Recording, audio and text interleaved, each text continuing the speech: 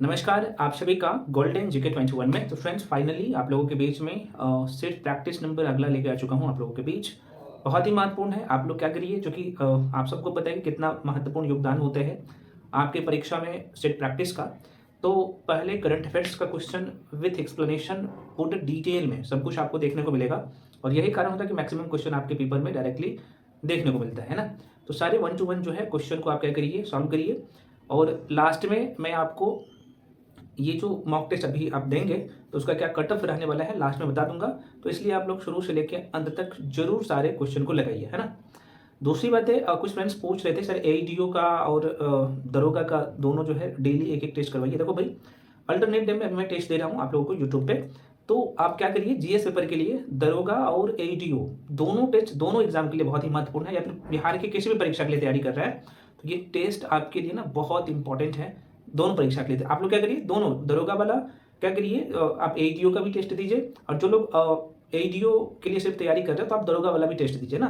तो आपके लिए क्या होगा कि वहाँ पे ऐसा थोड़ी ना कि भाई जिस टॉपिक से क्वेश्चन उठाया जाता है तो दरोगा में अलग रहेगा और बीपीएससी एईडीओ में या बीएसएससी सीजीएल में अलग रहेगा, बिल्कुल नहीं रहेगा। तो इसलिए आप दोनों टेस्ट को जरूर लगाइए, ठीक है। तो चलिए शुरू करते हैं, क्वेश्चन पे बढ़ते हैं। सारे क्वेश्चन वही लिया गया है जहां से आपके पेपर में डायरेक्टली क्वेश्चन उठा के पूछे जाते हैं, जिस टॉपिक से उसी टॉपिक से सारे क्वेश्चंस लिए गए हैं, ठीक है। अगला सेट प्रैक्टिस आप लोगों के बीच में लेके आ चुका हूं, और ये है सेट प्रैक्टिस नंबर 9। आप सबको पता होना चाहिए 9वां टेस्ट है। आप इससे पहले दरोगा का टेस्ट नहीं दिए है, मॉक टेस्ट जाके सारे टेस्ट लगाइए। ऑलरेडी मैं आपको ये यूट्यूब पे दे रहा हूँ, और मैं बार बार कहता हूँ कि इसका प्रिंट आउट फ्रेंड्स सभी लोग करवा लीजिएगा, है ना, क्योंकि बहुत उम्दा तरीके से इसका एक्सप्लेनेशन दिया गया है ना। और क्वेश्चन वही लिया गया है जहाँ से अभी हाल फिलहाल में आपको पता होगा कि बीपीएसएससी क्वेश्चन पूछता है। तो इसलिए महत्वपूर्ण है, और मैक्सिमम क्वेश्चन आपके पेपर में देखने को मिलता है, यही कारण है, ठीक है ना। सारे क्वेश्चन अपडेटेड है। मैं इसे कर लेता हूँ जूम, और 1 to 1 आप लोग जो है जवाब देते जाइएगा, और आप लोग कमेंट सेक्शन में कमेंट करके बताइएगा कि आपने 100 क्वेश्चन में कितना सही किया है और आपने कितना गलत किया है। अपना स्कोर जरूर बताइएगा। इस टेस्ट का मैं लास्ट में जो है आपको कट ऑफ भी बता दूंगा, कितना कट ऑफ है। अगर उतने ला रहे हैं तो आप सेफ हैं, ठीक है।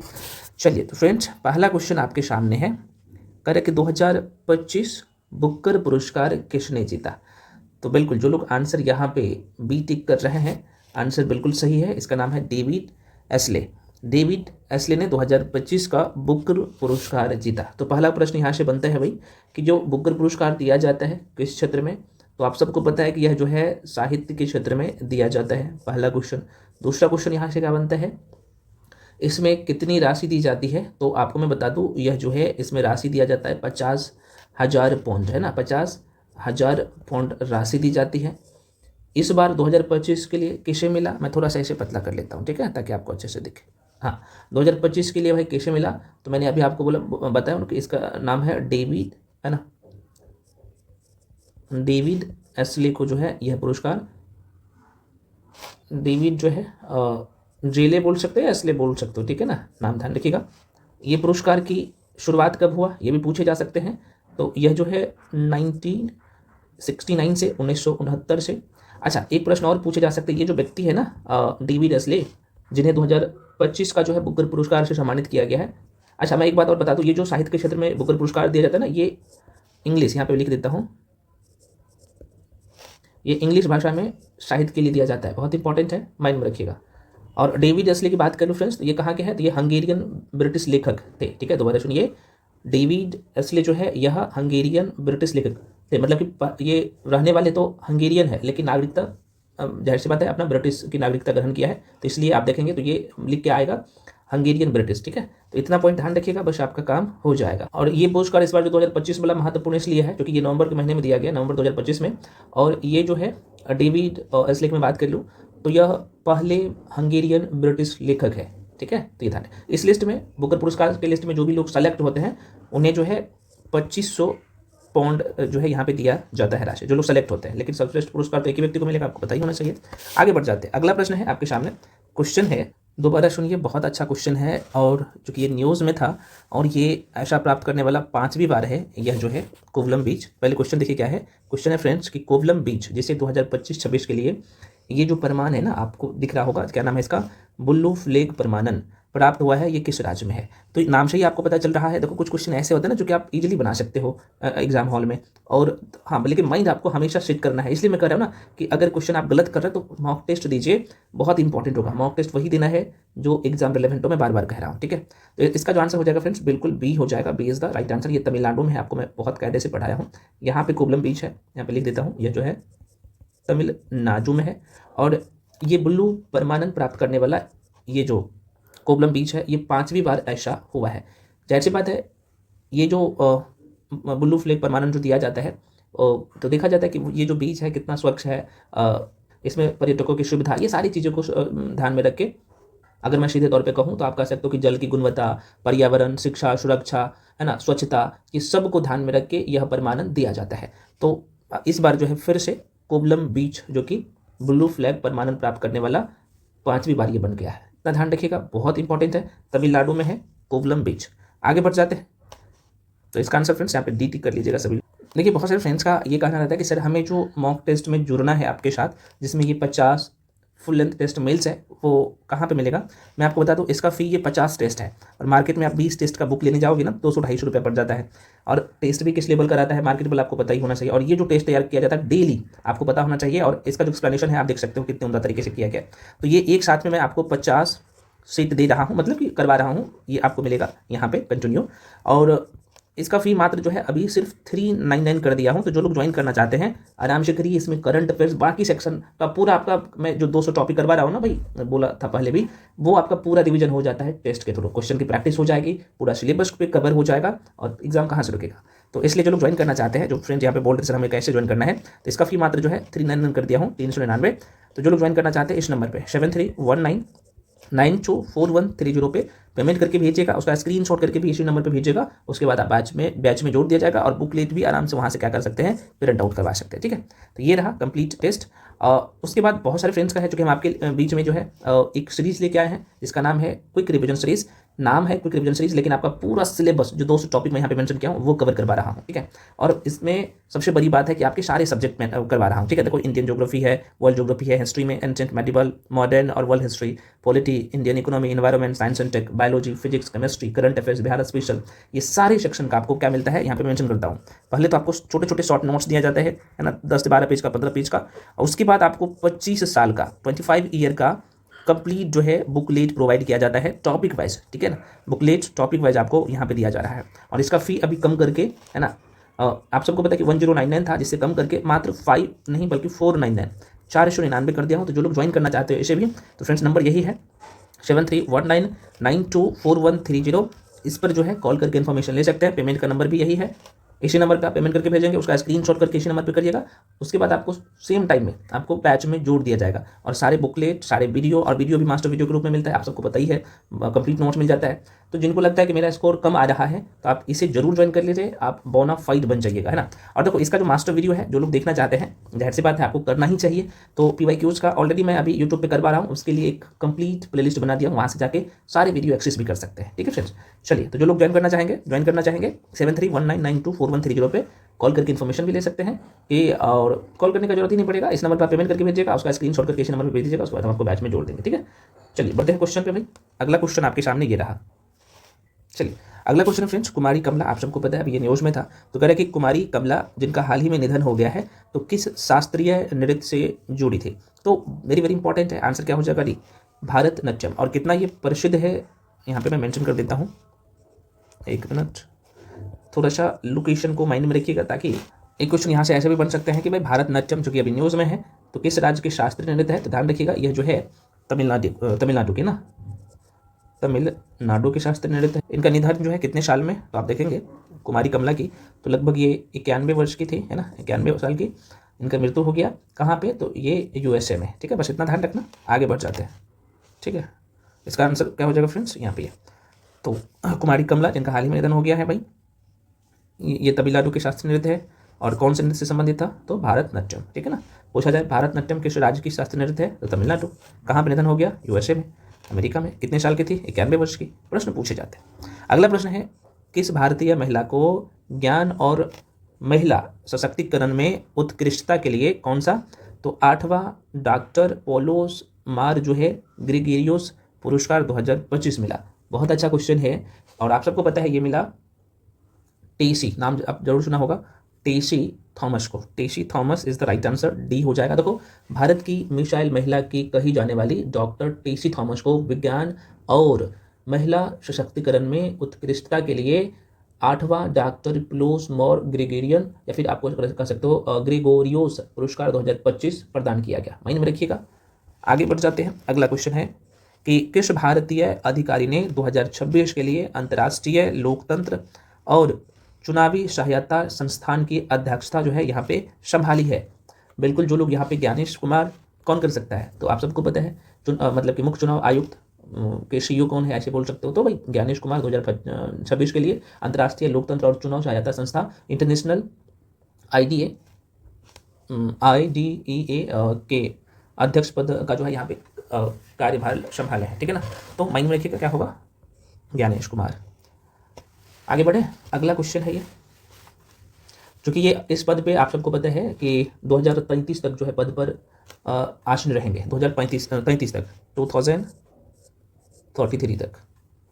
आगे बढ़ जाते हैं। अगला क्वेश्चन है भाई, वर्ष 2023 के दौरान दादा, बहुत अच्छा प्रश्न है, दादा साहब फाल्के पुरस्कार के प्राप्तकर्ता के रूप में किसे घोषित किया है? देखो, ये पुरस्कार 2023 वाला है लेकिन 25 में घोषित किया गया है, आप सबको पता होना चाहिए, सितंबर 2025 में। तो बताइएगा। बिल्कुल, जो लोग यहाँ पे मोहन लाल टिक कर रहे हैं बिल्कुल सही टिक कर रहे हैं। देखो, मैं आपको बता दूं यहाँ पे भारत सरकार ने घोषणा की है अभी कि श्री मोहन लाल को 2023 का दादा साहब फाल्के पुरस्कार दिया जाएगा। यह पुरस्कार भारतीय सिनेमा में उत्कृष्ट योगदान के लिए दिया जाने वाला सर्वोच्च सम्मान है, आप सबको पता है। और यह जो है 23 सितंबर 2025 को, ये पूछे जा सकते हैं, माइंड में रखिएगा। यहाँ पे लिख देता हूँ 23 सितंबर 2025 को जो है कौन सी, तो आप देखेंगे 71वीं, है ना, 71वें राष्ट्रीय या फिर ऐसे बोल सकते हो 71वें राष्ट्रीय फिल्म पुरस्कार में प्रदान किया जाएगा। ठीक है ना, 71वें राष्ट्रीय फिल्म पुरस्कार में। और ये 2023 वाला है, ध्यान रखना। मोहनलाल विश्वनाथ नायर, जिनका आप देखेंगे तो जन्म 1960 में होता है, माइंड में थोड़ा सा रखिएगा और वेरी वेरी इंपॉर्टेंट है। चलिए आगे बढ़ जाते हैं अगले क्वेश्चन पे। अगला प्रश्न है, हाल ही में किस देश ने प्रधानमंत्री नरेंद्र मोदी को अपना सर्वोच्च नागरिकता पुरस्कार, जिसका नाम क्या है जरा सा देख लीजिएगा, इसका नाम है भाई, बहुत इंपॉर्टेंट है, इसे रट लीजिएगा, officer of the order of the star, officer of the order of the star प्रदान किया गया है। कौन से देश के द्वारा किया गया है? तो अभी आप सबको पता है, हमारे पीएम जो है कहाँ पे, तो आपके एक सर घना, हमारे पीएम को इस बार जो है घना का पुरस्कार ये मिला है ना, तो ध्यान रखिएगा, घना के द्वारा ये पुरस्कार दिया गया है। अगला प्रश्न है, नौसेना विमानन की लड़ाकू शाखा में शामिल होने वाले पहली महिला कौन बन गई है? ये पहली है इसलिए महत्वपूर्ण है। तो आस्था पुनिया का नाम आपने जरूर सुना होगा, तो आंसर क्या होगा, D is the right answer, Astha Punia हो जाएगा। अगला प्रश्न है फ्रेंड्स आपके सामने, हाल ही में किस देश ने प्रधानमंत्री नरेंद्र मोदी को अपने सर्वोच्च नागरिक पुरस्कार, अब देखो यहाँ पे क्या है इसका नाम, green collar of the national order of the ये सदर्न क्रॉस, बहुत इंपॉर्टेंट है, ये पुरस्कार का नाम है, जो सम्मानित किया गया है। कितने लोग बता सकते हो? बिल्कुल, ब्राजील के द्वारा दिया गया है। राइट आंसर क्या हो जाएगा, ब्राजील, ब्राजील के द्वारा जो है दिया गया है। और हाल ही में आप सबको पता है कि प्रधानमंत्री ने ब्राजील में भारत के एकीकृत भुगतान इंटरफेस मतलब कि यूपीआई को अपनाने की योजना की घोषणा की थी, आपको पता होना चाहिए, क्योंकि ये न्यूज़ में था, माइंड में रखिएगा। अगला प्रश्न है, क्वेश्चन है 43वें लोकमान्य तिलक राष्ट्रीय पुरस्कार, देखो ये राष्ट्रीय पुरस्कार है, क्या नाम है, लोकमान्य तिलक, कितने नंबर का, 43वें नंबर का, 2025 में किसे सम्मानित किया गया इसे? तो ये नितिन गडकरी को दिया गया है, नितिन गडकरी को, Nitin Gadkari, very very important question है, माइंड में रखिएगा। आगे बढ़ जाते हैं। अगला क्वेश्चन है, किस संगठन ने COP30 के लिए, अब देखो यहाँ पे आप देख पा रहे हो, जलवायु स्थिति अद्यतन जारी किया है, तो कौन से संगठन ने, कौन से ऑर्गेनाइजेशन के द्वारा ऐसा किया गया है भाई? तो जो लोग यहाँ पे टिक कर रहे हो डी, बिल्कुल सही है, विश्व मौसम विज्ञान संगठन, बिल्कुल आंसर क्या होगा, D is the right answer. अब यहाँ से क्वेश्चन और पूछे क्या जा सकते हैं कि ये COP30 जो है इस बार 2025 में, तब यहाँ पे सॉरी 2025 में इसका आयोजन कहाँ हुआ था? देखो ध्यान रखना, ये ब्राज़ील के बेलम में, तो फ्रेंड्स यहाँ पे मेंशन कर देता हूँ, COP30 का जो आयोजन है ये ब्राज़ील के बेलम में, ठीक है ना, बेलम में किया गया ये। और ये आपको पता होना चाहिए, अगर डेट पूछा जाए कब से कब, तो भाई ध्यान रखना, ये 10 से लेके 21 नवंबर 2025 में, है ना, 10 नवंबर से लेके 21 नवंबर के बीच में ब्राज़ील के बेलम में इसका जो है आयोजन किया गया था। किसके द्वारा? आपको पता है कि यह जो विश्व मौसम विज्ञान संगठन, बहुत इंपॉर्टेंट है, ये शॉर्ट फॉर्म में WMO बोल सकते हो, इसके द्वारा किया गया था। आगे बढ़ जाते हैं अगले क्वेश्चन पे। नेक्स्ट क्वेश्चन है 2025 विकास प्रतिबद्धता सूचकांक। भारत में देखा जाए तो मतलब कि भारत का स्थान इस बार का क्या है, तो विकास प्रतिबद्धता सूचकांक जिसे हम लोग CDI बोलते हैं ना, तो इस बार 2025 में देखा जाए तो भारत का स्थान कौन सा है। देखो यहाँ पे भी ऑप्शन है, बिल्कुल जो लोग यहाँ पे 36 टिक कर जाओ बिल्कुल सही है भाई, ये टी आंसर हो जाएगा, 36वां है। अगला प्रश्न है भाई ग्लोबल हंगर इंडेक्स, बहुत इंपॉर्टेंट है, 2025 में बात कर रहा हूँ। 2025 ग्लोबल हंगर इंडेक्स रिपोर्ट में देखा जाए तो भारत का कौन सा स्थान है। इतना महत्वपूर्ण है ये क्वेश्चन कि मत पूछिए। देखो भाई इसमें जो है भारत का स्थान 102 नंबर का है। अब आप ही सोचिए 136 देश था जिसमें भारत का स्थान कौन है, 102वां है, जो कि खराब स्थिति है। अब आप बहुत सारे लोगों के मन में ये हुआ कि सर पहले स्थान पर कौन सा देश है। देखो बेलारूस है और कई सारे अन्य देश भी है पहले नंबर पे, तो आप बोल सकते हो बेलारूस, ठीक है ना। लेकिन भारत का स्थान देखा जाए तो भाई 100 कितने नंबर का है, तो 102 नंबर पे, जो कि गंभीर भुखमरी स्थिति को बताता है, ठीक है ना। तो देख लो भाई बिहार के लोग और भारत के लोग, ये हाल है अपने देश का। अगला प्रश्न है कि हेनले पासपोर्ट इंडेक्स 2025 में भारत का स्थान क्या है भाई। बहुत अच्छा क्वेश्चन है। तो हेनले पासपोर्ट इंडेक्स 2025 में भारत का स्थान जो है ये भी देखो कितने नंबर पे है, 77वां है ना, 77 नंबर पे है, ध्यान रखिएगा। पहले नंबर पे कौन सा है। अच्छा एक क्वेश्चन ये 2025 में मैं बात कर लूँ तो ये तो कितने नंबर है, ये दोनों डाटा ध्यान रखना है ना। 2025 में हेनले पासपोर्ट इंडेक्स में भारत का स्थान तो कितना है, 77वां, ठीक है ना। और 2024 में यह स्थान था 84 नंबर का, है ना, 84वां।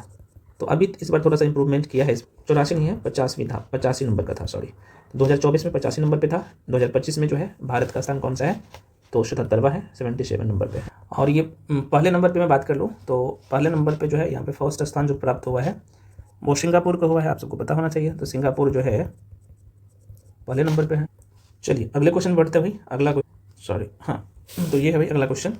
क्वेश्चन करें कि अभ्यास समुद्र शक्ति, है ना, सीधे तौर पे बोल सकते हो कि भाई समुद्र शक्ति अभ्यास जो है भारत और किस देश के बीच में आयोजित किया गया है भाई, है ना।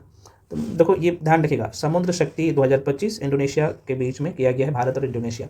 कहाँ पे किया गया है, तो विशाखापट्टनम, बहुत इंपॉर्टेंट है। तो भारतीय नौसेना के द्वारा किया गया। तो भारतीय नौसेना विशाखापट्टनम में अभ्यास समुद्र शक्ति 2025 के कौन से संस्करण था इस बार, 2025 में तो ये 5वें संस्करण की मेजबानी किया। और किसके किसके बीच में हुआ, तो भारत और इंडोनेशिया के बीच में, ध्यान रखिएगा। प्रश्न पूछे जाते हैं। अगला प्रश्न है, एक मिनट, अभ्यास जो है मित्र शक्ति 2025 भारत और किस देश के बीच में संयुक्त जो है ये सैन्य अभ्यास हुआ है, क्या नाम है इसका, मित्र शक्ति। इससे पहले क्या था भाई, समुद्र शक्ति, समुद्र है और ये मित्र है, मित्रता कर रहा है, और ये समुद्र है। तो समुद्र शक्ति इंडोनेशिया भारत के बीच में हुआ, और मित्र शक्ति किसके बीच में होगा भाई, तो बिल्कुल मित्र देश कौन सा है। तो आप कहिएगा सर जो ऐसे क्वेश्चन ना यहाँ पे आराम से टिक कर सकते हो। नीचे में जो देश है भाई आप हिंद महासागर में स्थित है, आपको पता होना चाहिए, श्रीलंका, है ना। तो मित्र शक्ति श्रीलंका के बीच में, भारत और श्रीलंका के बीच में, इस तरीके से माइंड में रख सकते हैं। और ये इस बार जो है 11वां संस्करण था, दोबारा सुनिए, संयुक्त सैन्य अभ्यास मित्र शक्ति 2025 का। इस बार 2025 में कौन सा संस्करण था फ्रेंड्स, तो इस बार जो है 11वां संस्करण था। ये 10 नवंबर 2025 को कर्नाटक के दोबारा सुनिए, कर्नाटक के बेलगाम स्थित विदेशी प्रशिक्षण केंद्र में शुरू हुआ। और ये कब तक चला, तो ये 10 नवंबर 2025 से लेके 23 नवंबर तक चला, ठीक है ना, 23 नवंबर तक। कहाँ पे, तो कर्नाटक के बेलगाम स्थित विदेशी प्रशिक्षण केंद्र में, ठीक है ना। चलो आगे बढ़ जाते हैं। अगला प्रश्न है आपके सामने, किस देश ने नाम है इसका, लूसीफर नामक एक नई मधुमक्खी प्रजाति की खोज की है। तो बेसिक सा क्वेश्चन है, कितने लोग बता सकते हो, बिल्कुल जो लोग ऑस्ट्रेलिया टिक कर रहे हो बिल्कुल सही है भाई, ऑस्ट्रेलिया राइट आंसर हो जाएगा। अगला प्रश्न है, भारत के ग्रुप कैप्टन जिसका नाम है शुभांशु शुक्ला। यहाँ से क्वेश्चन ऑलरेडी अभी बिहार के अलग अलग एग्जाम में पूछे गए हैं, जो कि इंपॉर्टेंट है, तो आपके एग्जाम में भी पूछे जा सकते हैं। तो भारत के ग्रुप कैप्टन जिसका नाम है शुभांशु शुक्ला द्वारा संचालित अंतरिक्ष मिशन का नाम क्या है भाई, सभी लोगों को पता है, बिल्कुल axiom 4 mission, axiom 4 mission is the right answer हो जाएगा। अब मैं इसके बारे में थोड़ा सा बता देता हूँ, प्रश्न इंपॉर्टेंट है। तो देखो आपको पता है कि हाल ही में भारत के ग्रुप कैप्टन जिसका नाम है शुभांशु शुक्ला ने फ्लोरिडा नाम जगह का ध्यान रखिएगा, फ्लोरिडा के कैनेडी स्पेस सेंटर में स्पेस एक्स के ड्रैगन कैप्सूल में सवार होकर एक्सियोम 4 मिशन का संचालन करके और इतिहास रच दिया। आपको पता होना चाहिए। इससे पहले एक डेट थोड़ा सा ध्यान रखिएगा, यहाँ पे लिख दूँ क्या, तो 1984 की बात है।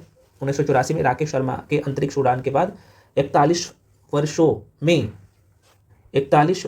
के बाद, या ऐसे बोल सकते हो कि 41 वर्षों में कार्बन रेखा पार करने वाले पहले भारतीय बने हैं शुभांशु शुक्ला, ठीक है। तो 1984 में कौन भाई पार किया था, तो राकेश शर्मा, ठीक है ना, यहाँ पे लिख देता हूँ, माइंड में रखिएगा थोड़ा सा, राकेश शर्मा।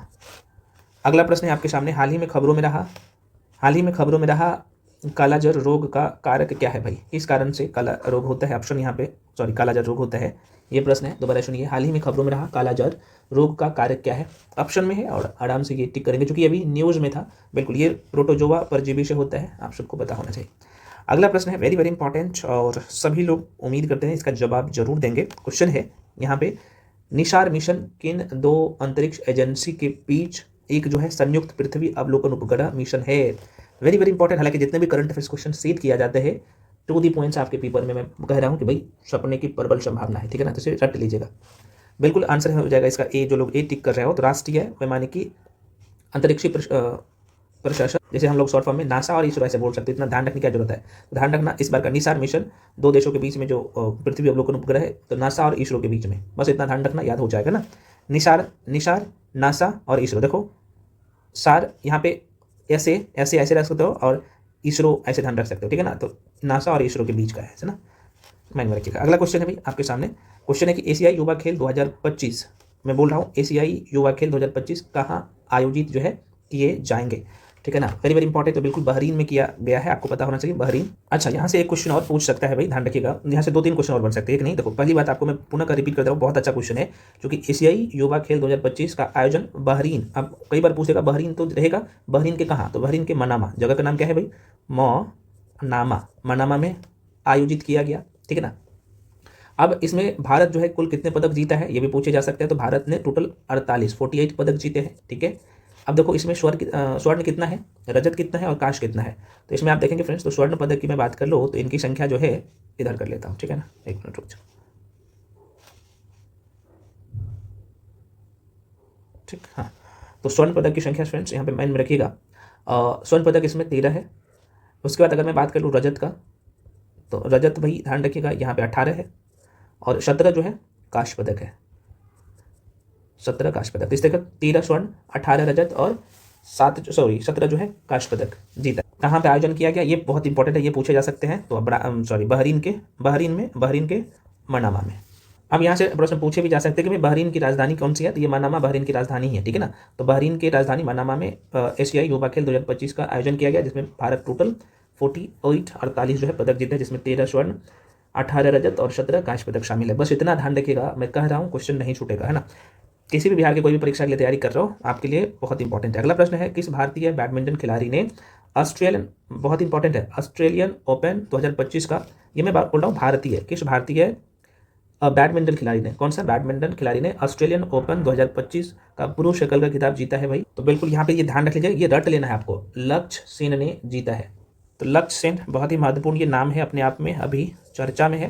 तो देखो बैडमिंटन में बात कर रहा हूँ, बैडमिंटन में भारतीय शटलर लक्ष्य सेन ने सिडनी में, कहाँ पे, तो सिडनी में ऑस्ट्रेलियन ओपन 2025 का जो है पुरुष एकल का खिताब जीता है, जो इस साल का उनका पहला खिताब था। प्रश्न पूछे जा सकते हैं। इन्होंने फाइनल में देखा जाए तो शायद 26वीं रैंक के जापानी खिलाड़ी जिसका नाम है यूसी तनाका को 21-15 और 21-11 से हराया, ठीक है ना। और इससे पहले जो लक्ष्य सेन था, शायद 2021 का बात है, उसमें कांस्य पदक जीता था। तो बस अभी इतना ध्यान रखना काफ़ी है आपकी परीक्षा के लिए। अगला प्रश्न है, किस देश ने अपना चौथा, बहुत इंपॉर्टेंट है, अपना चौथा डेविस कप खिताब जीता है भाई? बताइए। बिल्कुल इटली राइट आंसर हो जाएगा, इटली। तो भाई इटली ने फाइनल में किसको हराया है भाई? स्पेन को हराया है, ठीक है। तो स्पेन को 2-0 से हराकर अपना चौथा डेविस कप जीता है। अब यहाँ से पूछे जा सकते हैं आपसे कई बार डायरेक्टली, खासतौर पे ये बिहार आयोग की आदत है कि भाई डेविस कप किस खेल से संबंधित है। तो डेविस कप जाहिर सी बात है कि टेनिस विश्व कप होता है ना, यहाँ पर लिख देता हूँ, टेनिस विश्व कप होता है, ध्यान रखिएगा। तो टेनिस खेल से संबंधित है डेविस कप, प्रश्न पूछे जाएंगे। अगला प्रश्न लो, सैयद मुश्ताक अली ट्रॉफी 2025 किस खेल से संबंधित है भाई? ये भी बहुत अच्छा क्वेश्चन है। तो बिल्कुल आप सबको पता है ये क्रिकेट से संबंधित है। अगला प्रश्न है, करंट अफेयर्स का मैं 20 से 25 क्वेश्चन प्रत्येक सेट में डाल रहा हूँ, कारण क्या है कि इसका वेटेज ज़्यादा है, ताकि आप लोग इस पर पकड़ बना। तो हरमिंदर सिंह ने जो है एशियाई पैरा तीरंदाजी चैंपियनशिप 2025 में व्यक्तिगत वर्ग में कौन सा पदक जीता है? बताइए। बिल्कुल इन्होंने स्वर्ण पदक जीता है, जो लोग स्वर्ण टिक किए हैं, बिल्कुल सही आपने टिक किया है। अब मैं थोड़ा सा इसका पीछे का कहानी बता देता हूँ। देखो भाई हुआ ये है अभी कि बीजिंग में, कहाँ पे, बीजिंग में एशियाई पैरा तीरंदाजी चैंपियनशिप में पैरा ओलंपिक स्वर्ण पदक विजेता जिसका नाम है हरविंदर सिंह, आपने देखा, इन्होंने रिकवर्स पुरुष ओपन में व्यक्तिगत तौर पे क्या जीता है, तो स्वर्ण पदक जीता है। ठीक है, इन्होंने फाइनल में देखा जाए तो थाईलैंड के जिसका नाम था हेनरे उचाई को 7-1 के स्कोर से हराया। तो प्रश्न पूछे जा सकते हैं, बस इतना माइंड में रखिएगा, काम हो जाएगा। अगला प्रश्न है आपके सामने, बहुत अच्छा क्वेश्चन है, क्वेश्चन तरह की पॉलिटी का क्वेश्चन है, पोल साइंस का क्वेश्चन है, इंडियन पॉलिटी अब यहाँ से शुरू हो गया है। जो कि 25 क्वेश्चन में करंट अफेयर्स का किसी में 20 रहता है, किसी में 25 रहता है, इससे कम रहता ही नहीं है। और इसलिए मैं कहता हूँ कि आप 50 टेस्ट करोगे ना और 25 के हिसाब से देख लो तो लगभग आप देखोगे ना 25 पंच 1,200 मतलब कि 1200 1250 और साथ में ये तो 1250 ओरिजिनल क्वेश्चन हो गया करंट अफेयर्स का। और मैं जो डिस्कशन करवा देता हूँ तो लगभग ये क्वेश्चन में 3 से 4 क्वेश्चन रहता है, लगभग 4 से 5,000 करंट अफेयर्स पे पकड़ हो जाता है। कहाँ पे एग्जाम में क्वेश्चन छूटेगा नहीं छूटेगा। तो ये अप्रोच होना चाहिए, मैं इसलिए बार बार कह रहा हूँ। चलो आगे बढ़ जाता है। इसलिए सेट प्रैक्टिस देना जरूरी है। अगर एग्जाम क्लियर करना है तो कम से कम 50 तो लगा ही लीजिए अच्छी क्वालिटी का, नहीं तो वैसा ही दे रहे हो टेस्ट, वो 200 भी लगा लोगे तो कोई काम का नहीं होगा। मैं बार बार कह रहा हूँ, ठीक है ना। तो इसलिए मॉक टेस्ट जब भी लगाते हैं तो एग्जाम ओरिएंटेड को लगाइए। चलिए अगला क्वेश्चन फ्रेंड्स, वार्षिक वित्तीय विवरणों एवं वित्त विधेयक को संसद में इनमें से क्रमशः किन अनुच्छेद के तहत पेश किया जाता है। दो शब्द आपने देखा, वार्षिक वित्तीय विवरण और वित्त विधेयक। वार्षिक वित्तीय विवरण और वित्त विधेयक संसद में, तो ये दोनों ध्यान में रखना कौन कौन से आर्टिकल के तहत। अच्छा क्वेश्चन, तो बिल्कुल। तो पहला क्वेश्चन तो ये ध्यान रखना है, अनुच्छेद 112 में क्या है भाई। आपसे पूछा जाए कि अनुच्छेद 112 में क्या है, तो वार्षिक वित्तीय विवरण का प्रावधान है। वार्षिक वित्तीय विवरण का प्रावधान है कौन से अनुच्छेद में, तो अनुच्छेद 112 में। पहला क्वेश्चन ध्यान रखना है यहाँ से। अब यहाँ पे आप देखोगे तो वित्त विधेयक का बारे में किसके बारे कहाँ कौन सा अनुच्छेद में है, सॉरी कौन सा अनुच्छेद में है। तो आप कहेगा सर वित्त विधेयक के बारे में तो हम लोग पहले से भी पढ़ चुके हैं, है ना। 110 में है, पॉलिटी में हम लोग पढ़े हैं ना भाई। तो कुछ लोग यहाँ पे बोलेंगे सर 110 में तो आपने पढ़ाए थे, अनुच्छेद 110 में धन विधेयक की परिभाषा दिया गया है। साथ ही मैंने आपको बोला था कि 110 के क्लोज 3 में धन विधेयक का जो है विनिश्चय, और 104 में धन विधेयक के प्रस्तुतिकरण की अनुमति जो है अनुमति संबंधी प्रावधान दिया गया है राष्ट्रपति को, है ना। हम लोग पढ़े बहुत कहते से। तो आराम से आंसर टिक आप क्या करिएगा, डी करिएगा। आगे बढ़ जाते हैं। अगला प्रश्न है, भारत के संचित निधि, बहुत इंपॉर्टेंट है। भारत की संचित निधि से भुगतान किसके अनुमोदन द्वारा किया जाता है। एक शब्द आपको यहाँ पे दिखेगा भाई, संचित निधि। मैं थोड़ा सा यहाँ पे बता देता हूँ। कितने लोग बचपन में गुल्लक में पैसा रखे हो, बताओ। ये जो संचित निधि है, गुल्लक में कितने लोग पैसा रखे हो बचपन में। तो जैसे हम लोग यहाँ पे गुल्लक पे बचपन में देखा जाए, मैं तो रखता था, तो छेद करके इसमें पैसा डालते थे भाई, है ना। तो वैसा ही काम करता है ये संचित निधि। ये सरकार जब अपना धन रखता है ना, चाहे टैक्स का हो या कहीं से लोन लेके एक जगह पैसा इकट्ठा करता है ना देश पे खर्च करने के लिए, तो ये संचित निधि बोल सकते हो कि ये भारत सरकार का गुल्लक है ना। अब यहाँ पे कंडीशन है, इसमें इसका जो पैसा खर्च करना है ना, तो ये परमिशन लेना पड़ता है।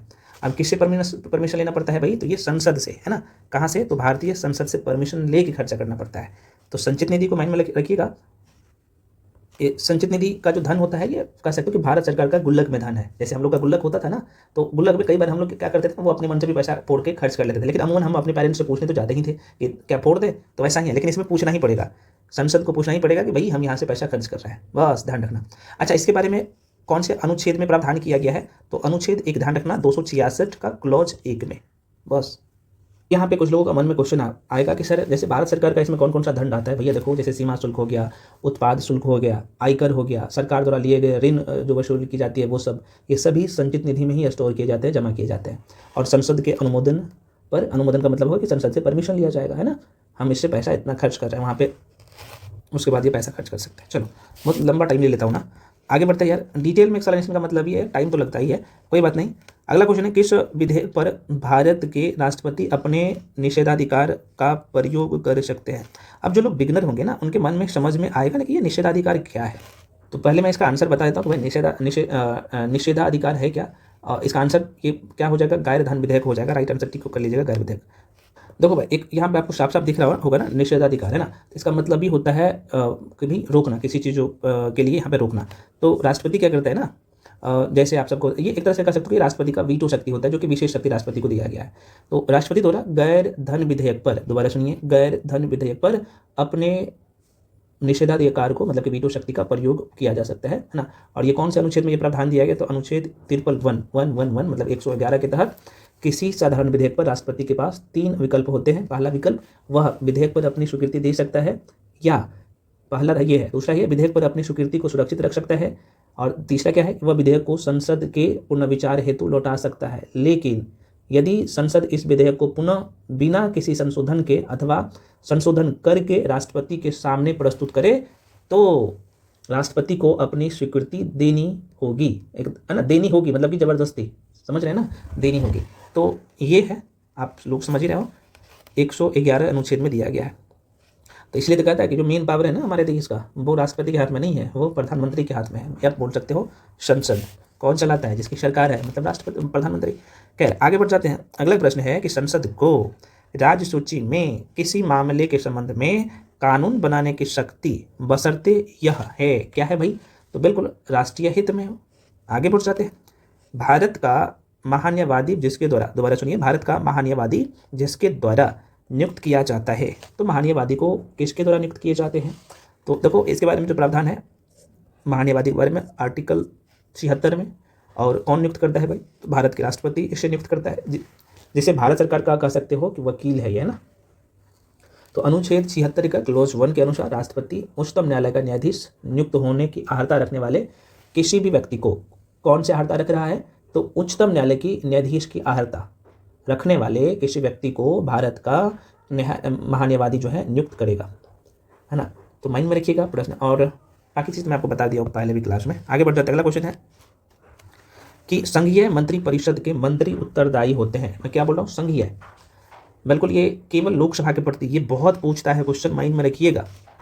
मैंने क्या बोला कि संघीय मंत्री परिषद के मंत्री उत्तरदायी होते हैं भाई, तो केवल लोकसभा के प्रति। फ्रेंड्स, भारतीय संविधान के अनुच्छेद 76 के क्लोज, मैं 76 बोला, 75 के क्लोज 3 में, 75 क्लोज 3 में यह प्रावधान किया गया है कि मंत्रिपरिषद लोकसभा के प्रति, दोबारा सुनिए, मंत्रिपरिषद लोकसभा के प्रति सामूहिक रूप से उत्तरदायी होता है। कोई भी मंत्री व्यक्तिगत रूप से अनुच्छेद 75(2) के अनुसार राष्ट्रपति के परिषद पर्यंत ही पद धारण करता है। राष्ट्रपति दिलाता है शपथ, आपको पता होना चाहिए। अगला प्रश्न है, हमारे संविधान के अनुसार राज्यसभा का कार्यकाल, लो भाई कितने लोग बता सकते हो? तो राज्यसभा का कार्यकाल मुझे पता है, सभी लोग आप जवाब देंगे। तो देखो ये प्रत्येक 6 वर्ष में समाप्त हो जाता है। क्या सही है? नहीं, बिल्कुल गलत है। कुछ लोग टिक कर देंगे, तो कोई समाप्त होने का विषय नहीं है, चूंकि इसका आंसर हो जाएगा डी, राज्यसभा। चूंकि संविधान के, ये मैं बता ही देता हूँ, संविधान के अनुच्छेद 83 में मेंशन किया गया, 83 क्लोज 1 में, कि संविधान के अनुच्छेद 83(1) के अनुसार राज्यसभा का विघटन नहीं होगा, अर्थात यह एक अस्थायी सदन है। राज्यसभा क्या है भाई? अस्थायी सदन है। क्यों है भाई? कितने लोग बता सकते हो अस्थायी सदन? क्योंकि प्रत्येक 2 वर्ष पर, यहाँ पे राज्यसभा में प्रत्येक 2 वर्ष पर कितना, तो 1/3 सदस्यों के लिए निर्वाचन होता है। और इस प्रकार राज्यसभा के सदस्यों का कार्यकाल अगर पूछा जाए तो कार्यकाल होता है 6 साल का, लेकिन यह अस्थायी सदस्य होता है प्रत्येक कितने दिनों पे? तो प्रत्येक 2 साल पे, प्रत्येक 2 साल में, है ना, प्रत्येक 2 साल में 1/3 सदस्य सेवानिवृत्त हो जाते हैं, मतलब कि 2/3 सदस्यों के लिए निर्वाचन होता है, ठीक है ना। कार्यकाल पूछा जाए तो राज्यसभा का 6 साल का होता है, कभी भंग नहीं होता है। अगला प्रश्न है, भारत के संसद में होते हैं, और बहुत अच्छा क्वेश्चन है, हम लोग पहले भी पढ़ चुके हैं। तो भारत के संसद में कौन कौन होगा भाई? आप ये सर आपने तो पिछले वाले टेस्ट में भी ये क्वेश्चन करवाया हूँ। तो बिल्कुल राष्ट्रपति, राज्यसभा, लोकसभा और उपराष्ट्रपति नहीं होता है, तो उपराष्ट्रपति में टिक कर दीजिएगा। आंसर क्या हो जाएगा? ए हो जाएगा, केवल 1, 2 और 3 हो जाएगा। भारतीय लोकतांत्रिक प्रणाली में भारतीय संसद का महत्वपूर्ण स्थान है, आपको पता होना चाहिए। और भारतीय संसद का निर्माण लोकसभा, राज्यसभा और राष्ट्रपति से मिलकर होता है। उपराष्ट्रपति संसद का भाग नहीं है, माइंड में रखिएगा। चलिए अगला प्रश्न है, स्वतंत्र भारत के प्रथम विधि आयोग के अध्यक्ष कौन थे? स्वतंत्र भारत का मैं बोल रहा हूँ, तो बिल्कुल जो लोग यहाँ पे शीतलवाद टिक कर रहे हो, बिल्कुल सही है। इसका नाम था Shri MC Setalvad. Right answer D हो जाएगा। मैं थोड़ा सा फास्ट में भगाता हूँ। निम्नलिखित में से किसका संबंध भारत के सर्वोच्च न्यायालय से है भाई? लो, सर्वोच्च न्यायालय से किसका है? आंसर आ गया आप लोग का, बिल्कुल ये कॉलेजियम प्रणाली, ये भी है, अपीलीय अधिकार क्षेत्र ये भी है, मूल अधिकार क्षेत्र ये भी है। तो 1 से अधिक राइट आंसर हो जाएगा। आंसर हो जाएगा 1 से अधिक। चलिए आगे क्वेश्चन भाई। अगला क्वेश्चन है कि राज्य का मंत्रिपरिषद सामूहिक तौर पर, राज्य का मंत्रिपरिषद मैं बोल रहा हूँ सामूहिक तौर पर किसके प्रति उत्तरदायी? राज्य का मैं बोल रहा हूँ, राज्य का, विधानसभा के प्रति, है ना। जैसे उसमें लोकसभा के प्रति था ना केंद्र का, तो वैसे ही ये विधानसभा के प्रति उत्तरदायी होता है। तो राज्य का मंत्रिपरिषद सामूहिक तौर पर विधानसभा के प्रति उत्तरदायी होता है। विधान परिषद में टिक कर दीजिएगा। यदि विधानसभा किसी मंत्री के विरुद्ध प्रस्ताव पारित कर दे या किसी मंत्री द्वारा रखे गए विधेयक को अस्वीकार कर दे तो समस्त मंत्रिपरिषद को त्यागपत्र देना पड़ता है, जैसे केंद्र में आपने लोकसभा के संदर्भ में देखा था। यहाँ पे कुछ कंडीशन है, नोट है। नीति संबंधी मामलों में मंत्रिपरिषद की सामूहिक उत्तरदायी होता है, लेकिन किसी मंत्री के भ्रष्ट आचरण या व्यक्तिगत दोष के लिए मंत्री ही सिर्फ उत्तरदायी होता है। सिर्फ अगर कोई व्यक्ति भ्रष्ट है तो वो सारे मंत्री नहीं जाएंगे, उसके लिए जो मंत्री भ्रष्ट है ना वही उत्तरदायी होता है, उसके लिए वही जिम्मेदार होगा। तो कंडीशन है, माइंड में रखिएगा ये सब। आगे बढ़ जाते हैं। अगला प्रश्न है, राज्य में अध्यादेश किसके द्वारा लागू किया जा सकता है? तो कौन करता है भाई?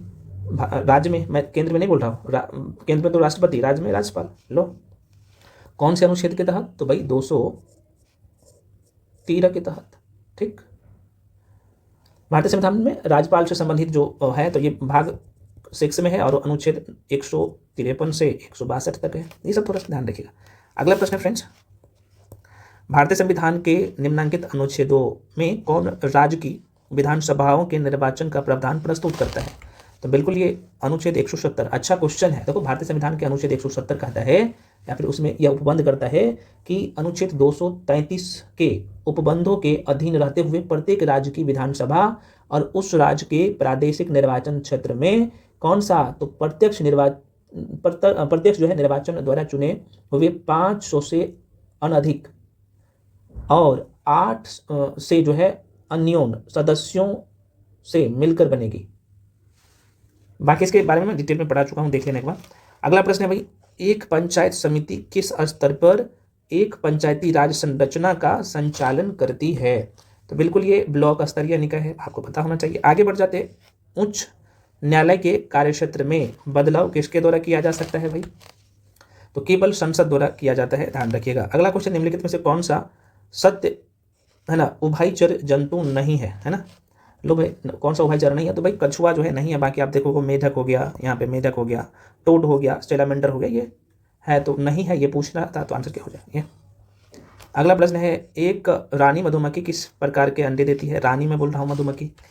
तो बिल्कुल ये जो है ना दो प्रकार एक से बनते हैं रानी और कार्यकर्ता तथा दूसरे से बनते हैं ड्रोन। ठीक है ना? तो आंसर क्या होगा? ये वाला।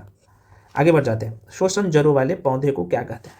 मैं बोल रहा हूँ शोषण जड़ों वाले, रूट वाले पौधे को हम लोग क्या कहते हैं? तो मैंग्रोव वन का नाम जरूर सुना होगा भाई, आंसर मैंग्रोव हो जाएगा। नारियल के फलों का फैलाव जो है होता है भाई, बिल्कुल ये हो जाएगा, आपको पता होना चाहिए। मेसोकार्पा द्वारा होता है, राइट आंसर ए। जब कोई पेड़ बड़ा हो जाता है तो मोटाई में तेजी से वृद्धि हो पाती है ना? तो दिल की लकड़ी में।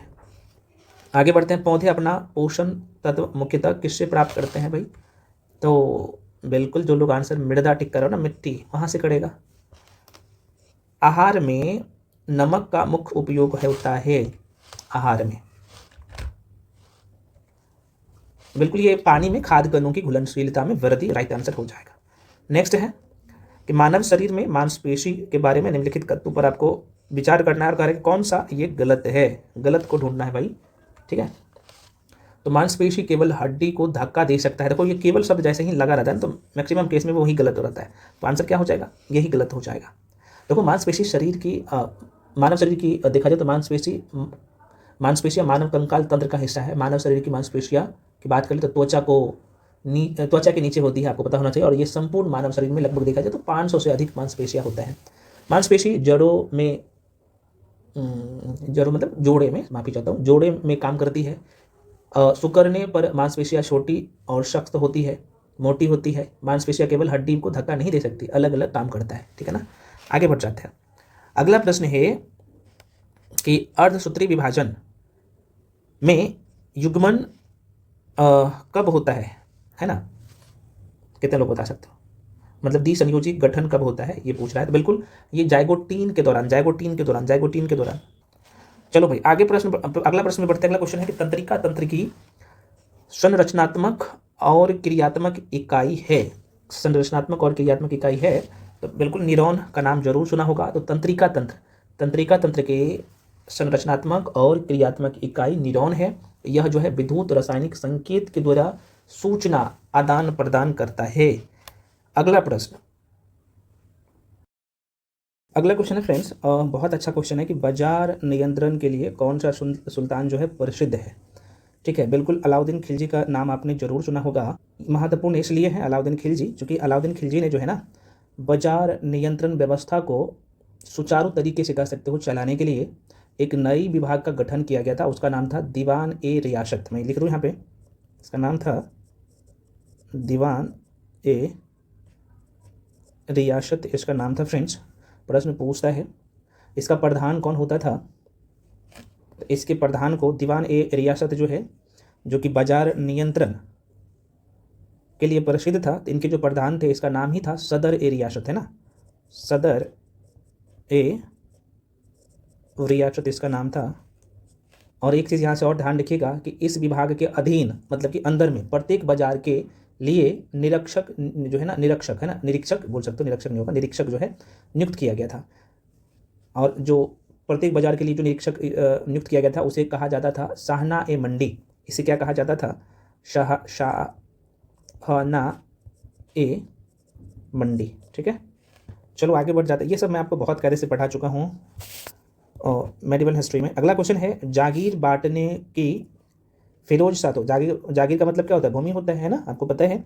तो जागीर बांटने की फिरोज शाह तुगलक की नीति के पीछे कौन सी शक्ति थी। तो बिल्कुल जो लोग आंसर टिक कर रहे हो बी बिल्कुल सही है फ्रेंड्स, परंपरागत विशिष्ट वर्ग को समर्पण, है ना, यहाँ पे ये हो जाएगा सही। क्योंकि जागीर बांटने की फिरोज शाह तुगलक की जो नीति के पीछे की शक्ति परंपरागत विशिष्ट वर्ग के समर्थन था, ताकि उलेमाओं एवं अमीरों को संतुष्ट किया जा सके। मेन कारण इनका ये था। अगला प्रश्न है दिल्ली सुल्तान के दौरान, दिल्ली सुल्तान नहीं होगा, सल्तनत होगा, माफ़ी चाहता हूँ, कोई बात नहीं, गला बच जाता है, लगातार मैं क्वेश्चन करवा रहा हूँ। तो दिल्ली सल्तनत के दौरान एक शब्द आपने देखा, हम लोग पहले भी ये क्वेश्चन कर चुके हैं, अगर आपने कंटिन्यू टेस्ट दे रहे हैं तो आप इस शब्द से परिचित होंगे। मुकद्दम या चौधरी पद का इस्तेमाल किन के द्वारा किया जाता था, बिल्कुल गांव के सरपंच के लिए, बिल्कुल सही है। अगला प्रश्न है भक्तिकालीन संत जो है जिसका नाम था चैतन्य का वास्तविक नाम था, तो बिल्कुल इसका जो है विशंबर वास्तविक नाम था। भारत में मुगल वंश का संस्थापक कौन है भाई, भारत में मुगल वंश का संस्थापक कौन हो जाएगा सर। तो आप कहिएगा सर इतना बेसिक क्वेश्चन, कोई बात नहीं, कभी कभी बेसिक क्वेश्चन ही पूछ देता हूँ। बाबर हो जाएगा। बाबर का टाइम पीरियड कितना है, तो 1526 से 30 तक। आगे बढ़ जाते हैं। सरंजामी प्रथा, बहुत अच्छा क्वेश्चन है। सरंजामी प्रथा किससे संबंधित है, देखो मराठा भू राजस्व प्रथा से, बहुत महत्वपूर्ण है, जो कि सरंजामी व्यवस्था मराठा भू राजस्व प्रथा से संबंधित है। मराठा की मैं बात कर लूँ ना, तो मराठा जागीरदारों मतलब कि जमींदारों को, है ना, सरंजामी भूमि उनके निर्वहन के लिए प्रदान की जाती थी। और सरंजाम मूल रूप से सिविल और सैन्य सेवा के लिए भूमि अनुदान का ही नाम था इसका, तो सिविल और सैन्य सेवा के लिए भूमि अनुदान का ही नाम था। परंतु ये जो पेशवा आता है, तो पेशवाओं के समय यह प्रणाली मतलब कि वंशानुगत हो गया था। तो पूछता है क्वेश्चन, ध्यान में रखिएगा। अगला प्रश्न है कश्मीर घाटी के अंतिम मुस्लिम शासक जिसका नाम था यूसुफ शाह चक, बहुत इंपॉर्टेंट है, जिसका नाम क्या था, यूसुफ शाह चक, जिन्हें मुगल सम्राट अकबर द्वारा बिहार में निर्वासित किया गया था। इनका मृत्यु हुआ तो दफन कहाँ पे किया गया, ये तो नालंदा में, ध्यान रखिएगा नालंदा। सविनय अवज्ञा आंदोलन के नो टैक्स अभियान, बहुत इंपॉर्टेंट है, के अंतर्गत चौकीदारी कर मतलब कि चौकीदारी टैक्स का भुगतान करने से इनकार निम्नलिखित में से या फिर निम्नलिखित राज्यों में से कहाँ शुरू हुआ था। बहुत इंपॉर्टेंट क्वेश्चन है और सभी को पता है, ये बिहार से शुरू हुआ था। और ये कहानी है कब की, लिख देता हूँ, तो ये 6 अप्रैल की कहानी है भाई, 6 अप्रैल 1930 की कहानी है। तो 6 अप्रैल 1930 को गांधी जी ने, दोबारा मैं रिपीट कर दे रहा हूँ, 6 अप्रैल 1930 ईस्वी को दांडी में गांधी जी ने एक मुट्ठी नमक उठाकर सांकेतिक रूप से नमक कानून तोड़कर सविनय अवज्ञा आंदोलन शुरू किया। और इस आंदोलन के दौरान पूर्वी भारत, खासतौर पे बिहार में लोगों ने चौकीदारी टैक्स का भुगतान करने से सीधे मना कर दिया कि भाई हम ये टैक्स नहीं देने वाले हैं। और इस प्रयास से खासतौर पे बिहार में देखा जाए तो मुंगेर हो गया, बेगूसराय हो गया, सारण हो गया, भागलपुर हो गया, कुछ और जिला तत्कालीन बिहार की मैं बात कर रहा हूँ समय के बिहार का, तो उसमें शामिल था। ठीक है, आगे बढ़ जाते हैं। अगला प्रश्न है आपके सामने, 1930 ईस्वी में कांग्रेस सोशलिस्ट पार्टी की स्थापना की थी, कौन किया था भाई, तो सबको पता है जयप्रकाश नारायण और नरेंद्र दत्त के द्वारा, आचार्य नरेंद्र दत्त के द्वारा। तो आंसर क्या होगा भाई, सी इज द राइट आंसर। आगे बढ़ जाते हैं। निम्नलिखित में से कौन सा गोलमेज सम्मेलन जो है सम्मेलन 1932 में हुआ था। बिल्कुल तीसरा गोलमेज सम्मेलन 1932 में हुआ था। तो प्रथम, यहाँ पे ध्यान रख लीजिएगा थोड़ा सा, प्रथम, द्वितीय और तृतीय। तो ध्यान रखिएगा, साइमन आयोग की रिपोर्ट पर विचार हेतु लंदन में कुल 3 गोलमेज सम्मेलन हुआ था। प्रथम गोलमेज सम्मेलन जो हुआ था ये पूछ लेता है, तो ध्यान रखना 12 नवंबर 1930 से कब तक, ये 19 जनवरी 1931 तक। जगह छोट पड़ रहा है क्या ना, मैं इधर कर लेता हूँ इसे।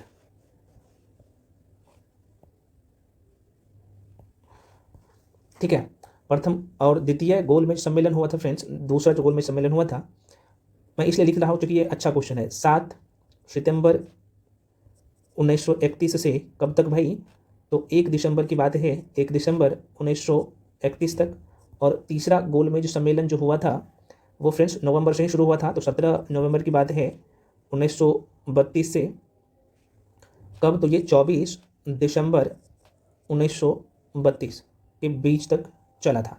ठीक है ना, चलिए आगे बढ़ जाते हैं। ये थोड़ा सा कदम ध्यान रखिएगा, हालांकि हम लोग मॉडर्न हिस्ट्री में बहुत कायदे से पढ़ चुके हैं ये सारी चीज़ें। अगला प्रश्न है, 20 फरवरी 1947 को प्रधानमंत्री एटनी ने भारत से ब्रिटिश शासन को कब तक वापस लेने की घोषणा की थी। तो बिल्कुल इसका आंसर हो जाएगा 1948, जून 1948 आपको पता होना चाहिए। हुआ ये था कि 20 फरवरी 1947 को ब्रिटिश प्रधानमंत्री, जिसका नाम था क्लीमेंट एटनी या फिर एटली बोल सकते हो, एटली, ने ब्रिटिश संसद के हाउस ऑफ कॉमन्स में घोषणा की कि ब्रिटिश 30 जून 1948 तक, कब तक, 30 जून 1948 तक भारत, दोबारा सुनिए, 30 जून 1948 तक भारत छोड़ देंगे। कौन बोला, ब्रिटिश के प्रधानमंत्री क्लीमेंट एटली, है ना, छोड़ देंगे। लेकिन लॉर्ड माउंटबेटन की घोषणा के पश्चात जो है ना, ये 15 अगस्त 1947 तक स्वतंत्र हो गया हमारा देश। ठीक है ना, लेकिन एटनी का कहना क्या था कि ये 48 तक छोड़ा जाएगा, है ना। चलो आगे बढ़ जाते हैं। अगला प्रश्न है भाई, भारतीय स्वतंत्रता संग्राम के बारे में निम्नलिखित कथनों में से कौन सा कथन सही नहीं है।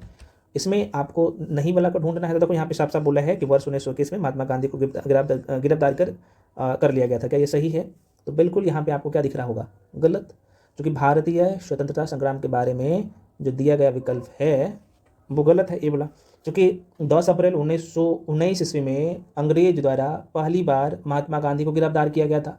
चोरा चोरी कांड के कारण गांधी जी ने असहयोग आंदोलन से हाथ खींच लिया था। गांधी जी ने अपना पहला प्रमुख सार्वजनिक भाषण 1916 में बनारस हिंदू विश्वविद्यालय में दिया था। तो आंसर क्या होगा, ये वाला गलत हो जाएगा, आपको पता होना चाहिए। चोरा चोरी कांड ये सब आपने देख ही लिया है ना।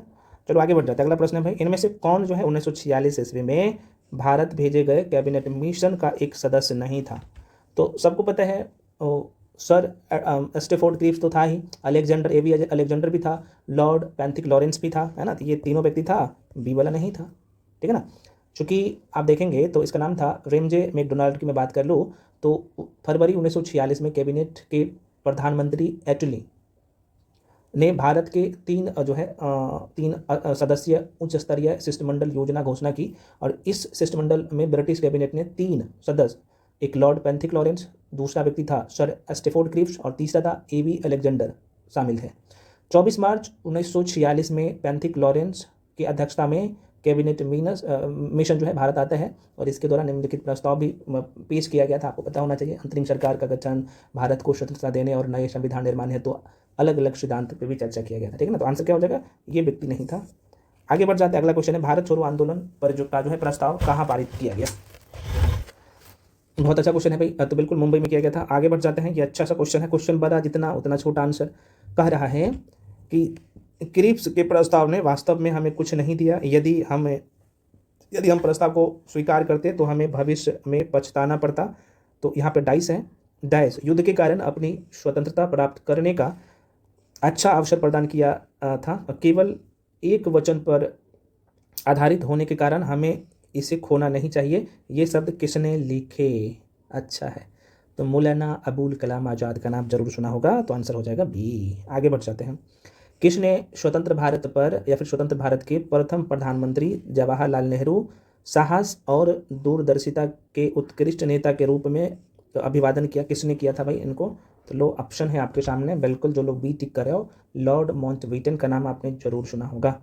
1946 में भारतीय नौसेना के नाविकों ने कहाँ विद्रोह किया था बताइए? तो मुंबई में किया था। आगे बढ़ जाते हैं। 1945 में दिल्ली में हुए INA के मुकदमे के पक्ष में पेश हुए वकील थे भाई, कौन था? तो इसका नाम था भोला भाई देसाई, इसका नाम था, ध्यान रखिएगा। इनमें से किस वायसराय को अंडमान जो है ना द्वीप समूह में छोड़ा मारकर मौत का घाट उतार दिया था?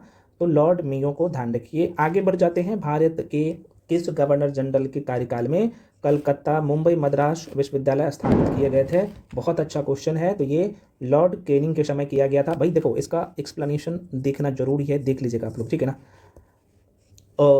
समतल दर्पण से वस्तु 2 सेंटीमीटर दूरी पर रखी जाती है तो उसके प्रतिबिंब और वस्तु के बीच की दूरी क्या होगी? लेंस वाला चैप्टर बहुत कायदे से और डुबा डुबा के पढ़ाया हूँ। 4 मीटर हो जाएगा, दुगुनी हो जाती है। प्रकाश विकिरण की प्रकृति होती है, कौन सा होता है? तो कण के समान होता नहीं है, बल्कि तरंग एवं कण दोनों के समान होता है, ठीक है ना। यहाँ पे ये हो जाएगा, कण, तरंग एवं कण दोनों के समान हो जाएगा। निम्नलिखित में से कौन सा फोटो इलेक्ट्रिक उपकरण डिजिटल अनुप्रयोगों के लिए सबसे उपयुक्त है बाबू? तो बिल्कुल photovoltaic cell is the right answer हो जाएगा। तापमान बढ़ाने पर धातु की वैद्युत चालकता घटती है, क्योंकि तापमान बढ़ाने से इलेक्ट्रॉनों की ऊर्जा बढ़ती है, इसलिए। अगला प्रश्न है, निम्नलिखित में से कौन सा विकिरण मोबाइल संचारण व्यवस्था में प्रयोग किया जाता है? तो बिल्कुल माइक्रोवेव का प्रयोग किया जाता है। एक परमाणु के केंद्र का धनावेशित हिस्सा कहलाता है। तो धनावेशित हिस्सा परमाणु का, मान लो ये परमाणु है, केंद्र में को हम लोग क्या कहते हैं, जहाँ पे पीएन रहता है, प्रोटॉन और न्यूट्रॉन, इलेक्ट्रॉन तो चक्कर लगाता है, तो हम लोग इसे न्यूक्लियस कहते हैं। लो आगे बढ़ जाते हैं। स्टेनलेस स्टील में कौन सा तत्व मौजूद रहता है? भाई ध्यान रखना। तो कितने लोग बता सकते हो? भाई बिल्कुल बी हो जाएगा, लोहा, क्रोमियम और निकल रहता है फ्रेंड्स। तो राइट आंसर जो है ये बी हो जाएगा। निम्नलिखित में कौन सी गैस न्यूनतम ताप पर जो है द्रव में परिवर्तित होता है? तो आंसर जो हो जाएगा हीलियम, ध्यान रखिएगा। कपड़े साफ करने में प्रयुक्त होने वाले डिटर्जेंट का नाम क्या है, ये पूछ रहा है। तो बिल्कुल ये हम लोग सल्फोनेट का प्रयोग करते हैं, डी आंसर हो जाएगा। वायु में थोड़ी देर रखने पर किसी धातु के ऊपर हरे रंग का जो है ना बेसिक कार्बोनेट की परत जम जाती है, वो धातु कौन सा होता है? तो सबको पता है, तांबा होता है, कॉपर होता है। निम्नलिखित में कौन सा पदार्थ खाने की वस्तुओं के परिरक्षण में प्रयोग होता है? भाई तो सोडियम बेंजोएट का नाम आपने जरूर सुना होगा। आगे बढ़ जाते हैं। निम्नलिखित में से कौन सी ज्वारीय शक्ति परियोजना है? तो बिल्कुल इसका आंसर जो है भावनगर हो जाएगा, राइट आंसर। निम्नलिखित लौह अयस्क में बेलाडीला छत्तीसगढ़ में है। अच्छा मैं, हाँ, तो बेलाडीला छत्तीसगढ़ में है, बेलाडीला खान। तो किसका खनन होता है, बहुत पूछता है, तो इसमें हेमेटाइट का होता है। निम्नलिखित में से भारत का कौन सा राज्य तांबे का सबसे बड़ा उत्पादक राज्य है बाबू? तो मध्य प्रदेश, राइट आंसर हो जाएगा। भारत में पाया जाने वाला टाइटेनियम युक्त खनिज जो है कौन सा है? तो आंसर हो जाएगा सल्मेनाइट हो जाएगा, सल्मेनाइट हो जाएगा। नेक्स्ट है, पश्चिमी सिंहभूम में स्थित चिड़िया का की जो है सबसे प्रसिद्ध विशेषता क्या है? किसका? तो चिड़ैया, माफी चाहता हूँ, चिड़िया नहीं होगा, चिड़ैया हो जाएगा। क्योंकि ये लौह अयस्क है, आपको पता होना चाहिए, यहाँ पे मैं लिख दिया, ये लौह अयस्क खनन है, तो इसके लिए प्रसिद्ध है। अगला प्रश्न है, पट्टी सीमा परियोजना, बहुत ही इंपॉर्टेंट है, थोड़ा सा माइंड में रखिएगा। पट्टी सीमा परियोजना निम्नलिखित में से किन नदियों के जो है एकीकरण से जुड़ी है? तो कृष्णा और गोदावरी नदी का नाम आपने जरूर सुना होगा। मानस नदी किस नदी की जो है ना उपनदी है ना, सहायक नदी बोल सकते हो। तो ब्रह्मपुत्रा की सहायक नदी जो है ना मानस नदी है। कौन सा नदी तंत्र सर्वाधिक जो है पुराना है? लो बहुत अच्छा क्वेश्चन है और बहुत पूछता है, तो बिल्कुल आंसर हो जाएगा बी, इंडो जो है ना। तो ऑब्वियसली राइट आंसर इसका इंडो ब्रह्मा हो जाएगा, क्योंकि ये प्राचीन काल की, आप कह सकते हो प्राचीन समय में असम में पंजाब तक बहती थी इंडो ब्रह्मा नदी, ठीक है ना, प्राचीन काल में, समझ रहे हो ना। ये एक तरह से कह सकते हो ये प्लेस्टोसीन युग की मैं बात करूँ तो ये पोटबार पठार हुआ करता था, वहीं से ये नदी निकलती थी, ठीक है ना, और अलग अलग क्षेत्र में इसका विस्तार था। आगे बढ़ जाते हैं। अगला प्रश्न है, ऊर्जा, सौर ऊर्जा निम्नलिखित में से किससे प्राप्त होती है? तो आप सबको पता है सूर्य से होता है भाई। तो निम्नलिखित में से किस क्षेत्र में मौसमी बेरोजगारी की समस्या है? किस क्षेत्र में मैं बोला हूँ, तो जाहिर सी बात है ये कृषि के क्षेत्र में है। यदि भारत में विदेशी मुद्रा की मांग बढ़ जाती है तो भारतीय मुद्रा का क्या होगा भैया? तो अवमूल्यन हो जाना। अवमूल्यन क्या होता है? देखो भाई ये क्वेश्चन ना कई बार पूछता है, मैं थोड़ा सा इसे समझा देता हूँ। अवमूल्यन क्यों होता है? अवमूल्यन का मतलब होता है कि रुपये का वैल्यू घटना। देखो ये फायदा है किसी देश के लिए, अवमूल्यन होना फायदा है। देखो मैंने क्या बोला कि यदि भारत में विदेशी मुद्रा की मांग बढ़ जाती है तो भारतीय मुद्रा का क्या होगा भाई? यहाँ पे देखो अवमूल्यन हो जाएगा, वैल्यू घट जाएगा। और ये घटाते इसलिए है, मान लो कि इंडियन रुपीज़ में, मान लो कि सपोज दैट अभी जो है टमाटर, सपोज दैट यहाँ पे इंडिया में, यहाँ पे इंडिया में जो टमाटर है मान लो कि 100 रुपये किलो है, सपोज दैट, ठीक है, यहाँ पे 100 रुपये है। और इंडिया का वैल्यू इंडियन रुपये की वैल्यू जो है अमेरिका यूएस डॉलर के कंपेयर में कम है, तो ये कम रहेगा तो यहाँ का लोग यूएस का लोग क्या करेगा भाई, यहाँ से सामान ज़्यादा खरीदेगा, और जब सामान ज़्यादा खरीदेगा तो जाहिर सी बात है हमारा जो है प्रॉफिट कहाँ से, अमेरिका से ज़्यादा आएगा। तो इसलिए यहाँ पे जो शब्द आप देख रहे हो मेंशन जो किया हूँ अवमूल्यन हो जाता है, तो वो जानबूझ के देश को द्वारा और किया जाता है। हालांकि अमेरिका के संदर्भ में भारत का मैं देख रहा हूँ, और आप सभी लोग जान भी रहे हैं कि अभी $1 का आप देखेंगे तो लगभग $1 का जो देखा, एक अमेरिकन डॉलर भारत में देखा जाए तो कितना रुपया हो जाता है, तो लगभग अभी शायद 88 के आसपास में। कभी ये घटते बढ़ते रहता है, कभी 84 हो जाता है, कभी 83 हो जाता है, ये है, ठीक है ना। तो आप लोग समझ रहे हैं ना, तो ये ध्यान रखना कि ये होता है अवमूल्यन, मतलब ये रुपया का वैल्यू घटना, या फिर अपने देश की करेंसी को वैल्यू को घटाना। मैं साधारण शब्दों में बताया, ठीक है ना। आगे बढ़ जाते हैं। अगला क्वेश्चन है कि भारत में मनरेगा कब लागू किया गया था, बहुत पूछता है भाई। तो 2005 में टिक करिएगा आज से। अब ये कैसे 2006 भी तो कई बार देता है। देखो भारत में मनरेगा वर्ष 2006 में शुरू किया गया था, लेकिन यहाँ पे क्या बोला है, लागू। तो अगर आप से लागू पूछा जाए तो एग्जामिनर जानबूझ के देता है। मैं थोड़ा सा यहाँ पे क्लियर ही कर देता हूँ। मनरेगा की बात करूँ ना, कई बार लोग क्वेश्चन गलत कर बैठता, नहीं करना है आपको आज के बाद। देखो भाई, मनरेगा जो लागू किया गया था, ये डेट था 7 सितंबर, ध्यान रखिएगा यहाँ पे 7 सितंबर 2005 में लागू किया गया था। लेकिन ये पायलट परियोजना के तहत, आप सबको पता है कि 200 पायलट परियोजना के तहत 200 पिछड़े जिलों में, क्या बोल रहा हूँ, पिछड़े जिलों में जो लागू किया गया था वो 2006 में है ना। 2006 डेट पूछा जाए तो भाई ध्यान रखना, शुरू जो किया गया था 2 फरवरी, टिक कर दीजिएगा, 2 फरवरी 2006 में पिछड़े 200 जिलों में पायलट परियोजना के तहत, पायलट प्रोजेक्ट के तहत यहाँ पे शुरू किया गया था लागू। लेकिन 7 सितंबर 2005 में किया गया था। तो देखो यहाँ पे लागू पूछा था, तो यहाँ से प्रश्न पूछता है ना। एक प्रश्न और पूछता है कि भाई नरेगा से नाम जो है मनरेगा कब किया गया था, 2009 में किया गया था। ये भी थोड़ा सा माइंड पे रखिएगा। चलो आगे बढ़ जाते हैं भाई। तो ये 3 क्वेश्चन ना, 4 क्वेश्चन यहाँ से बनता है। अगला प्रश्न है भाई, बैंक दर को बढ़ाने का प्रभाव कम हो जा अच्छा बैंक दर को बढ़ाने से होना चाहिए, से प्रभाव कम हो जाएगा, यदि क्या होगा तो बताओ। तो बिल्कुल ये CRR कम कर दी जाए तो, ठीक। तो आंसर क्या होगा, CRR का फुल फॉर्म क्या होता है, कैश रिजर्व रेशियो। हम लोग बहुत कायदे से पढ़े हैं। अच्छा, कई बार ना CRR क्या होता है, यहाँ पे लोगों के मन में कन्फ्यूजन रहता है। देखो भाई, जो कैश नाम से ही पता है इसका, CRR कैश रिजर्व रेशियो। मान लो कि ये RBI है, मैं थोड़ा सा एग्जाम्पल के तौर पे बताता हूँ, आज के बाद गलत में मत करिएगा। मान लो कि ये RBI है, ठीक है। कई सारे अन्य बैंक है यहाँ पे, मान लो कि ये SBI है, ये बैंक ऑफ इंडिया है, मान लो कि बाकी HDFC है, और मान लो कि कोई और अन्य बैंक है, ठीक है ना। तो ये बैंक से क्या करवाता है RBI, कि भाई बोल रहा है कि तुम्हारा जो पूंजी है ना, उसका कुछ रेशियो, कुछ हिस्सा यहाँ पे जमा करो। कहाँ पे, RBI के पास जमा करो, ताकि वो आपको ना इमरजेंसी में काम दे, ऐसे बोल सकते हो। या साधारण शब्दों में, जैसे हमारे घर में भी क्या करते हैं, हमारे मम्मी पापा क्या करते हैं भाई, कि भाई पैसा जो कमाते हैं तो कुछ पैसा को इकट्ठा करके रखते हैं उस समय के लिए, कि भाई वो जरूरी समय में काम आए। तो यही काम RBI करता है बाकी अन्य बैंक से। तो CRR का मतलब आपको समझ में आ गया होगा। हालांकि ये इकोनॉमी में हम लोग बहुत कायदे से पढ़ चुके हैं भाई, ध्यान रखना। तो क्वेश्चन था कि बैंक दर को बढ़ाने से प्रभाव कम हो जाएगा यदि CRR कम कर दी जाए तो। चलो आगे बढ़ जाते हैं। अगला क्वेश्चन है आपके सामने, कह रहे हैं कि भारत ने दशमिक मुद्रा प्रणाली किस वर्ष शुरू किया गया था, ठीक है ना। तो बिल्कुल आंसर C हो जाएगा। तो अच्छा, आपके मन में क्वेश्चन आएगा, सर ये जो है दशमिक मुद्रा प्रणाली का मतलब होता है क्या। देखो इसका मतलब ये, हालांकि 1957 में शुरू किया गया था। इसका मतलब ये होता है कि मान लो कि सबसे छोटी मुद्रा 1 रुपया है, तो एक मुद्रा को क्या किया, 1 रुपये की मुद्रा को 10 भागों में बांटा, है ना। तो 10-10 पैसे की मुद्रा होगा। तो ये प्रणाली शुरू किया गया था 1957 में, ठीक है ना। प्रश्न पूछता है तो भारत में दशमिक मुद्रा प्रणाली का वर्ष 1957 में प्रारंभ किया गया था। और आपको पता होना चाहिए RBI की स्थापना 1 अप्रैल 1935 में किया गया था, ठीक। चलो आगे बढ़ जाते हैं अगले क्वेश्चन पे। कह रहा है किसी वस्तु की कीमत में वृद्धि से क्या अभिप्रेरित होगा। देखो वस्तु की कीमत हम लोग बढ़ाएंगे तो क्या होगा, जाहिर सी बात है मुद्रा के मूल्यों में गिरावट होगा। अब वस्तु की कीमत, मान लो कि ये सपोज टमाटर ही आज सभी लोग आजकल बहुत खाते हो ना, टमाटर की जो है भाव बढ़ जाएगा, मान लो कि 100 रुपये किलो। तो इसके कंपेयर में मुद्रा का भाव क्या हो जाएगा, कमी। सब बेसिक सी बात है। तो मुद्रा के मूल्य में गिरावट होगा। तो यहाँ पे देखो मुद्रा के मूल्य जो है कम हो रहा है और वस्तु की कीमत बढ़ रहा है। तो मुद्रा के मूल्यों में गिरावट और वस्तु के मूल्यों में वृद्धि। तो देखो इकोनॉमिक्स से ना कुछ लोग इसके शब्दों से डर जाते हैं। भाई डरना नहीं है, उसे लड़ना है। आसान क्वेश्चन है। अब इकोनॉमिक्स एक बार आप अच्छे से समझ जाएंगे ना, तो आपको इतना मजा आएगा ना कि मत पूछे।